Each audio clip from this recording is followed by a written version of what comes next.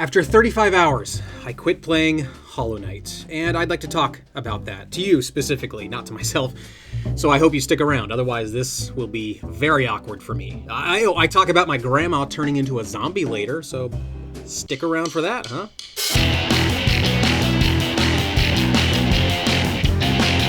For anyone who clicked on this video thinking I'm quitting video games entirely, as in I'm eradicating them from my life, thank you for caring about my mental health. But no, this video is about what goes through my head when deciding to stop playing a video game. But I promise, I meant no clickbait misdirection here. It's just the phrase, quitting video games, is the only balance of intent and word count that makes sense on a thumbnail for this video. Now, believe me, I tried for a better thumbnail phrase. I played around with when to quit playing a video game, but that sounded too prescriptive, as though there's only one answer and that I'd be giving you that answer, which is, by the way, 10:39 p.m. It's early enough to be a responsible adult, yet late enough to feel like you've still got that late night vigor from your youth, you know, the kind of casual humble brag that champions self-destructive behavior as a romantic ideal. You took 7 shots of Jaeger and then played the knife game with the Ginsu until the shrooms kicked in? Yeah, no, I know what you mean, man. I put the kids to bed and then I stayed up till 10:39. Yeah, playing video games. Yeah. I also thought about using the phrase, stop playing bad games, but that seems to imply that the only reason to stop playing a video game is when it is bad, which isn't fair, considering all the good games you should still stop playing for other reasons, like when they are negatively influencing you.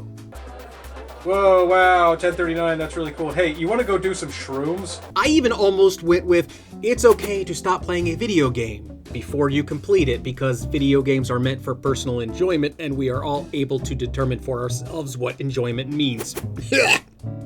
But that's wordy, and it causes you to cough for some reason. I blame the phrase. It's not because I just took a drink and started talking before I actually swallowed it.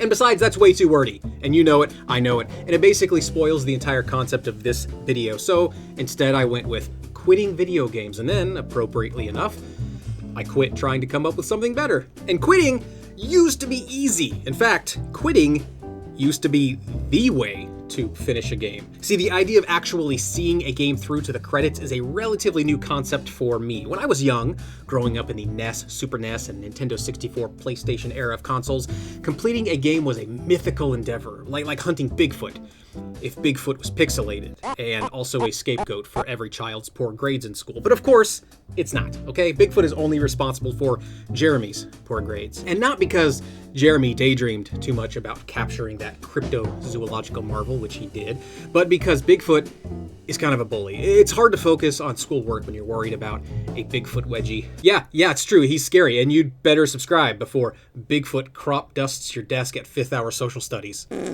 which he does a lot. It's like his favorite thing to do, I've heard. So, game credits were an elusive mystery, bordering on so abstract as to be ridiculous. I'd play the same first level of Skull and Crossbones or Kiwi Craze or Karnov over and over and over again, never once considering that players were meant to progress further. I mean, yeah, sure, I had heard stories of a level 2, but a level 3, a 4, or heaven forbid, a 5? Well, that's just make-believe nonsense grandmas cough up between racist rants and half-gummed pudding flavors only old people like.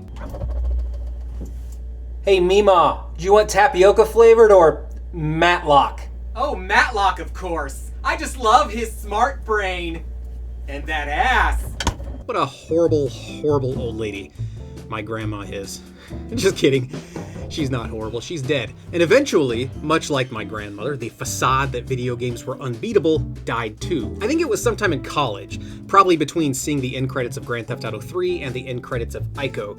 I was struck with the realization that for a few months, at least, I had been actually playing games with the intent to beat them. That goal just sort of seeped into my gamer mindset without me realizing it, which is scary. Imagine there being other sneaky video game lessons that I now accept as objective reality. Wait a minute, you always go to the left. I knew it. I knew it. I played a platformer before. And I knew that was there.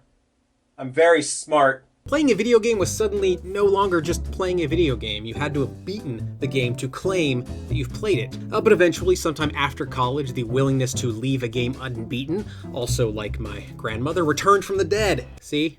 Told you I'd mention Zombie Grandma. Recently, I've been thinking a lot about why I've now become so comfortable with letting a game go unbeaten. Why am I so easily able to refuse the psychological pressure against unresolved mission lists? Why can't I put down the latest AAA zombie-killing first-person shooter and instead take on the comparatively less interesting task of avoiding my zombified grandmother? No, Mima. I found this one. This is mine. Matlock brains. Quitting a game before it's completed is actually not easy for the easily influenced human brain to do. In his book, Getting Gamers, Dr. Jamie Madigan cites self-determination theory as a driving force behind mission completion, and therefore, game completion. He says that people engage in voluntary behavior like play to the extent that it scratches 3 psychological itches: the need to feel competent at what you're doing, the need to feel like you have meaningful choices when deciding how to do it, and the need to feel connected and related to others in the process. Competence, autonomy, and relatedness. So maybe I quit a game before completion when it fails to constantly satisfy self-determination theory, when the game itself fails to motivate me. But there's more. Quitting isn't always about a lack of interest in the game. Quitting can also be about a wealth of other options. I can only stare at the rows of unplayed games on my backlog shelf for so long before one of them eventually persuades me to give it a try. And once the new game is in, the old game I just quit is hard to go back to. Even if the new game is worse, I've already committed mentally to stopping the old game. So I'm much more likely to drop the new game in favor of another new one than I am to go back to the old one. That commitment is another strong psychological force. Our brains have an amazing ability to make us feel good about the decisions we've made. But even then, isn't it the lack of the first game's ability to motivate me that's even allowed me to entertain playing a different game? Isn't the original game's lack of quality still at fault for me quitting? Possibly, but I do also have to consider that I'm just not good enough at the game to finish it. General conversations about video games tend to default to difficulty as a central quality. Even easy games are defined as, well, I just naturally describe them as easy. This makes sense as games are thought of as a competitive endeavor and competitions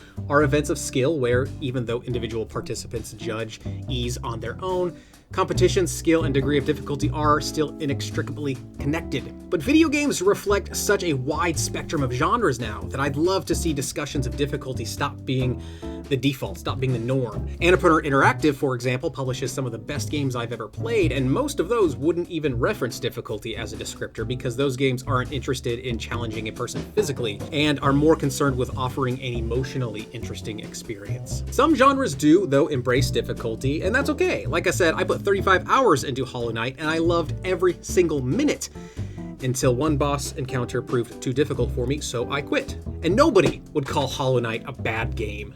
But then I do have to ask myself if the game truly delivered on self-determination theory, would the difficulty no longer be an obstacle toward completion? Would I have pushed through the tough boss fight if the game delivered perfectly on motivation by way of competence, autonomy, and relatedness? I beat Celeste, for example.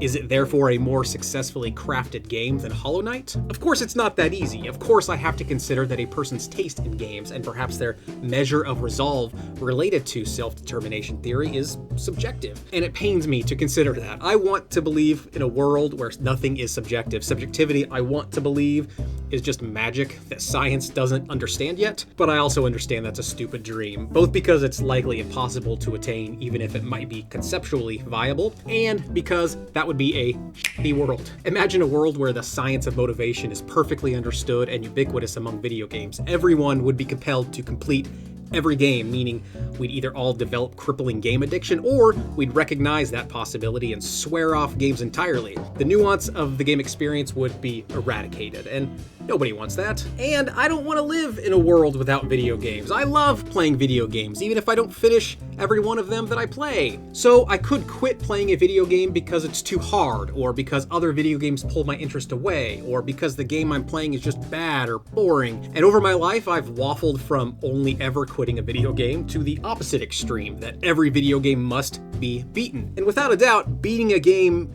is a rush. You know, when I see those credits scroll, I feel like I've truly accomplished something, like I've finally defeated Zombie Grandma, or like I've ended world hunger. And quitting means that that rush is taken away from me.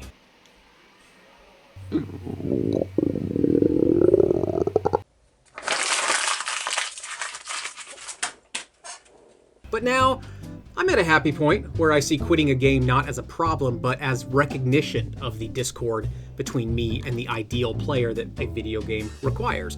Quitting a game is like a reaffirmation of the wonderful variety of humanity, and it probably means I'm bad at the game. Please like, subscribe, and click the bell icon to make sure you don't miss future videos. If you're still watching this video, you obviously like it, right? So it only makes sense to subscribe and give it a thumbs up and leave comments below about how you determine when you quit games. Is it an easy decision for you? Do you always quit games? Do you never quit games? Like, how do you process when you've had enough with a game?